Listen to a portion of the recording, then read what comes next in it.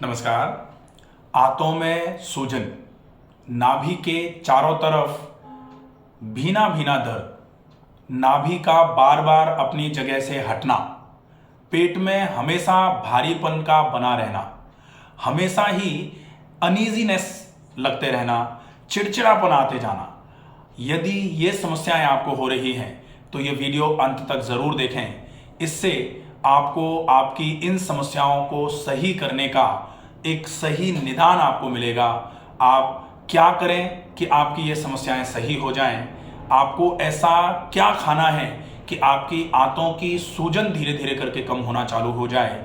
आपकी नाभि यदि बार बार करके टलती जा रही है, आप हर तीसरे चौथे दिन किसी नाभि सेट करने वाले को ढूंढ रहे हैं और वो हर बार आपकी नाभि को कभी ऐसे खींच करके, कभी पैर खींच करके, कभी धागा बांध करके सही करने का प्रयास कर रहे हैं, और उसके बावजूद भी आपकी नाभि हर दूसरे तीसरे दिन फिर गिरती जा रही है, तो उस बार बार हटती हुई नाभि का उपचार परमानेंट तरीके से क्या हो सकता है, कैसे हो सकता है, इसके लिए आप इस वीडियो को अंत तक देखें। सबसे पहले हम ये जानें कि एग्जैक्टली नाभि क्या होती है। नाभि मतलब सिस्टर्ना काइली। आप सब जानते हैं कि नाभि, जब कोई भी बच्चा माँ के गर्भ में होता है तो गर्भनाल जो होती है, माँ के गर्भ से, यूटरस से एक प्लेसेंटा निकलता है और वो बच्चे के नाभि तक का कनेक्शन जो होता है उसको बोला जाता है अम्बिलिकल कॉर्ड। अम्बिलिकल कॉर्ड वो क्यों जरूरी है? क्योंकि माँ के गर्भ से बच्चे के शरीर में जो ऊर्जा, जो आहार, जो पोषण पहुंचना है वो इसी अम्बिलिकल कॉर्ड के माध्यम से पहुंच रहा होता है। इसको प्लेसेंटा बोला जाता है। जब हम माँ के गर्भ से बाहर आते हैं तो ये प्लेसेंटा माँ के गर्भ में से जैसे ही बाहर निकाला गया बच्चे को, तो बीच में इस तरीके से दो क्लिप लगा दी जाती हैं, ताकि, क्योंकि माँ के गर्भ से, गर्भाशय से पूरा अभी भी सब कुछ निकल के आ रहा है। अगर बीच में से ऐसे काट दिया जाएगा तो पूरा का पूरा ब्लड निकल के बाहर आ जाएगा। तो यहाँ लाइगेट किया जाता है, यहाँ लाइगेट किया जाता है, फिर उसको बीच में से काट दिया जाता है। और उसके बाद फिर जो हमारा ये हृदय है, यहाँ से पूरे शरीर में खून का संचार पहुंचने का काम होता है, और यहाँ से पूरे शरीर में आहार जो आमाशय में पहुंचाया जाता है, वहां से आमाशय से आंत में, आंत से खून में, और खून के साथ पूरे शरीर में आपके में आहार रस के रूप में पोषण पहुंचना चालू हो जाता है। तो ये नाभि जो सिस्टर्ना काइली है, जो आपके जो गर्भनाल होती है, वो जहां कनेक्टेड होती है, वो धीरे धीरे करके, आपने छोटा बच्चा अगर देखा होगा तो पहले ये नाभि निकली होती है, धीरे धीरे करके वो अंदर की तरफ चली जाती हैं, और फिर एक अंदर नाभि अंदर की तरफ जाकर के एक इस तरीके से एक होल टाइप का बन जाता है। जिनका पेट बहुत भारी होता है उनका बहुत अंदर तक जाके नाभि सेट हो जाती है। अब देखते हैं ये सिस्टर्ना काइली एग्जैक्टली क्या है।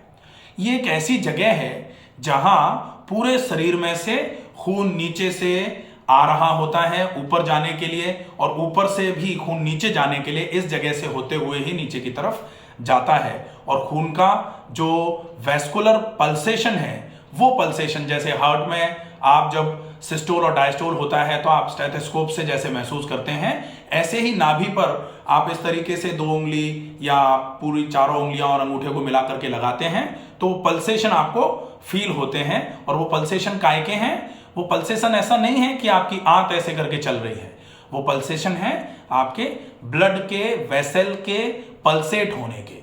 और वो पल्सेशन अगर आपको नाभि के सेंटर में ही फील हो रहे हैं, इसका मतलब आपकी नाभि सिस्टर्ना काइली पर इधर उधर से कोई प्रेशर नहीं पड़ा हुआ है। सारी चीजें अपनी अपनी जगह पर हैं, अपनी अपनी जगह का काम सबने अपना अपना संभाल रखा है।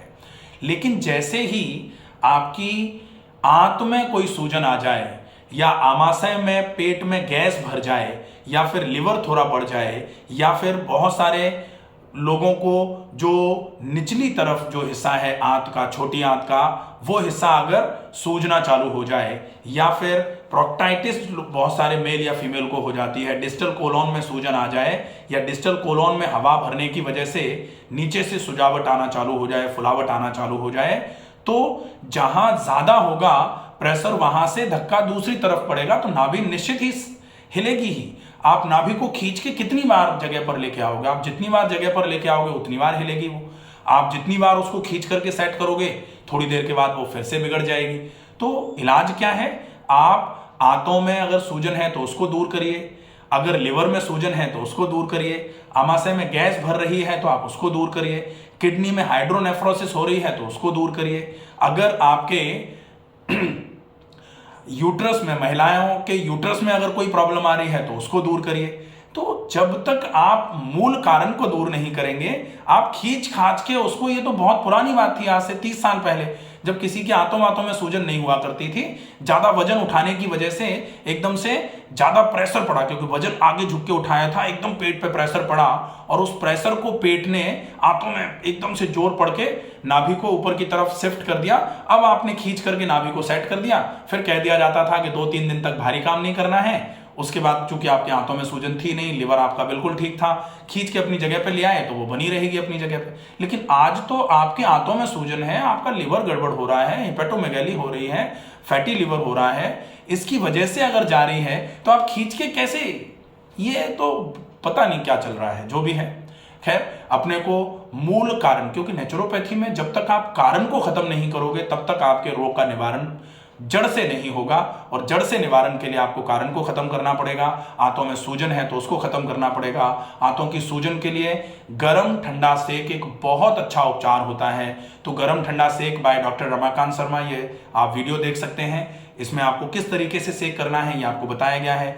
गरम ठंडा सेक करने के बाद अगर आपको खांसी जुकाम या अस्थमा की समस्या नहीं है तो आप मिट्टी की पट्टी बना करके पेट पर रख सकते हैं, ये भी आपके लिए बहुत इफेक्टिव इलाज माना जाता है। गरम ठंडा सेक करके अगर आपने मिट्टी की पट्टी कर ली और आप रेगुलर खाली पेट अगर इस प्रोसेस को कर लेते हैं तो 10 से 15 दिन में ही आप देखेंगे कि आपका पेट बिल्कुल कॉटन की तरह नरम होना चालू हो जाएगा। अब बहुत सारे लोग ये भी सोचते हैं कि चलो ये ट्रीटमेंट कर लिया, अब दबा के खाते हैं। तो आप एक बार भरे हुए कचरे को निकाल रहे हो, फिर दबा के खाओगे तो फिर कचरा भर रहे हो, तो ये तो गड़बड़ी है। तो आपने एक बार कचरे को निकाल दिया, उसके बाद अच्छा खाना खाइए, मोटे आटे की रोटी, उबली हुई सब्जी की ज्यादा मात्रा, सीजनल सब्जियां खाइए, फल खूब अच्छी मात्रा में खाइए, खाने को बहुत चबा करके खाइए, खाने के साथ पानी का उपयोग बिल्कुल मत करिए। बाकी पूरे दिन में थोड़ा थोड़ा करके कम से कम 3-3.5 लीटर पानी जरूर पीजिए। टहलने का नियम बना के रखिए, जरूर टहलिए, और कुछ ऐसे व्यायाम या कुछ ऐसे प्राणायाम करिए जिससे पूरे शरीर में खून की चाल बढ़े। अब बहुत सारे लोग कहते हैं कि आप नाभि सेट करनी है तो आप पवन मुक्तासन कर लीजिए। निश्चित ही आसन अगर आप करना चालू करते हैं तो आपके नाभि आज आसन करने से आज जो सेट होगी वो जिंदगी भर के लिए सेट नहीं रहेगी, लेकिन अगर आप 3 महीने तक लगातार आसन का अभ्यास करेंगे तो धीरे धीरे करके आसन से आपके शरीर के रोगों का मूल कारण जो है वो खत्म होना चालू हो जाएगा। आसन जो है शुद्धि का पार्ट माने जाते हैं, आसन शरीर से शुद्धि कराने का काम करते हैं। आपके शरीर में से गंदगी निकलना चालू होगी, आपकी आंतों की सूजन खत्म हो जाएगी, आपके लिवर की अगर प्रॉब्लम थी वो खत्म हो जाएगी, आपके अगर स्प्लीन का, तिल्ली का साइज बढ़ रहा था वो खत्म हो जाएगा।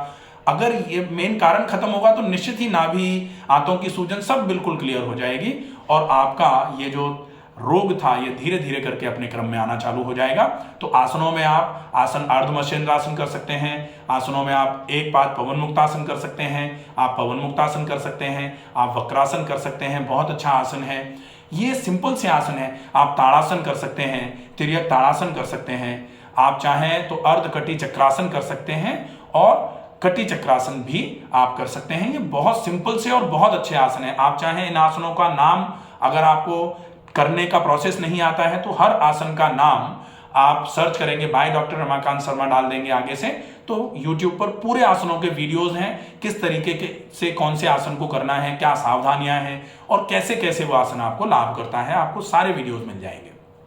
आशा है ये वीडियो आपको समझ में आया होगा। अगर किसी को भी आंतों से संबंधित कोई भी समस्या है तो ये वीडियो गौर से सुनिए, पूरा सुनिए, शुरू से अंत तक पूरा अच्छे तरीके से समझिए